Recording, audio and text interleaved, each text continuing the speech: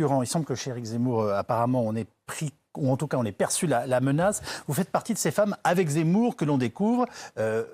Pour vous, votre candidat n'est ni sexiste ni misogyne, vous n'avez absolument aucun doute sur la question. Et qui remet en cause aujourd'hui les droits des femmes en France ? Qui, dans les quartiers, empêche les femmes de prendre un verre dans des bars en non-mixité ? Qui oblige les femmes à se voiler ? Qui harcèle Mila sur les réseaux sociaux ? Aujourd'hui, Zineb El Razoui est sous protection judiciaire toute la journée parce que elle est depuis quelques années donc harcelée par des islamistes. Donc autre exemple. Quel est le rapport avec la question que je viens de vous poser ? Éric Zemmour défend les femmes en fait. Éric Zemmour défend les femmes face à l'immigration massive qui est nocive pour la sécurité des femmes. Sans sécurité, il n'y a pas de liberté pour les femmes, la liberté de circuler, la liberté de s'habiller, la liberté de prendre les transports en commun à l'heure qu'elles souhaitent en toute sécurité. Donc oui, Éric Zemmour défend les femmes. Céline Picq. Alors là, on a vraiment l'archétype du discours raciste qui instrumentalise les droits des femmes pour avoir un discours raciste, en faisant croire que le seul problème des violences... C'est vrai que si j'étais à votre place, j'aurais l'impression d'être exploité. Oui, un petit peu instrumentalisé, parce que le problème là, c'est que toujours dans tous ces discours-là, vous reprenez exactement les mots d'Éric Zemmour, en fait, il n'y aurait que les Arabes et les Noirs qui seraient des agresseurs et des violeurs. Malheureusement, quand je lis Éric Zemmour, qu'est-ce qu'il dit ? L'homme a toujours été un prédateur et la femme un gibier. On reviendra sur tous les propos d'Éric Zemmour dans quelques instants.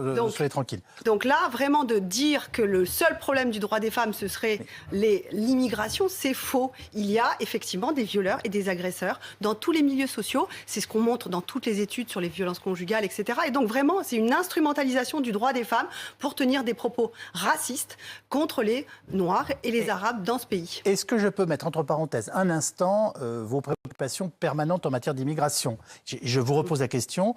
Éric Zemmour, que vous défendez aujourd'hui et que vous soutenez avec votre association, n'a selon vous aucune vision archaïque et machiste de la société ? Non, pas du tout. Zemmour et les femmes, ça ne date pas d'hier. Florilège de déclarations sexistes. Magali Chalet, vous êtes avec nous. Notre ex-confrère, devenu polémiste, tient des propos misogynes en fait depuis le début de sa carrière. Oui, pour commencer, dans son livre « Le premier sexe » en 2006, il considère que les femmes sont des machines à castrer.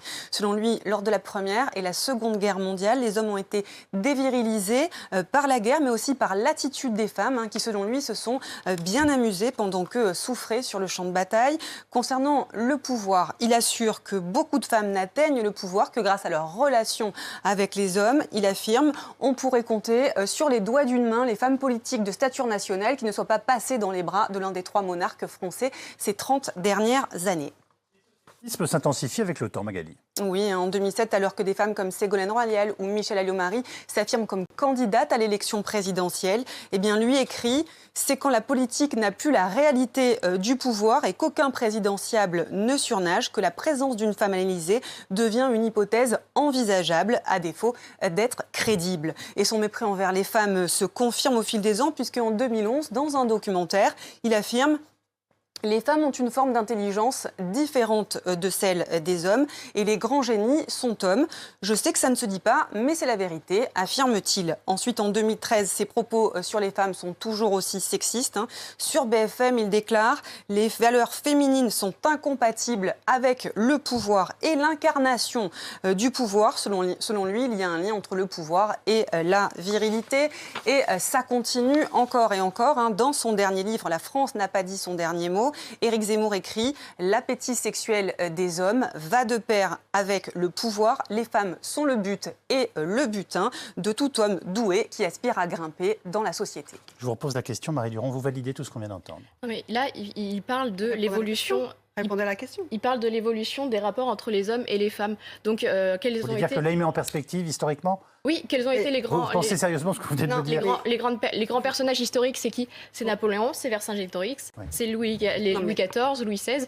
Donc Éric Zemmour parle de l'évolution des rapports entre les hommes et les femmes. Non, excusez-moi, mais il faut arrêter de nous prendre pour des idiots et des idiotes. Là, il valide complètement en déclarant que le pouvoir est masculin. C'est ce qu'on appelle un masculiniste. Il y a un énorme regain aux États-Unis de ce mouvement-là qui veut réaffirmer l'alpha mâle tout puissant qui incarne le pouvoir. Et un des attributs du pouvoir, c'est l'accès au corps des femmes. Donc en fait, il fait l'apologie, il légitime le viol, il légitime les agressions sexuelles quand il dit. Attendez, excusez-moi. non, coupé, alors je là, vous ai pas c'est coupé un la mauvais parole. intention, hein. L'homme a toujours été un prédateur et la femme un gibier. Toutes les citations-là disent que si vous êtes un homme de pouvoir, vous avez le droit de violer des femmes. Et d'ailleurs, il est aujourd'hui... Enfin, je pense qu'il faut Non, quand même il n'a revenir... jamais légitimé le viol, excusez-moi. Excusez-moi, Là, vous allez un peu loin. quand vous dites que quand le pouvoir est... Là, le butin, qu'est-ce que ça veut dire, le butin? Ça veut dire que quand vous êtes un homme de pouvoir, vous avez le droit de coucher avec des femmes.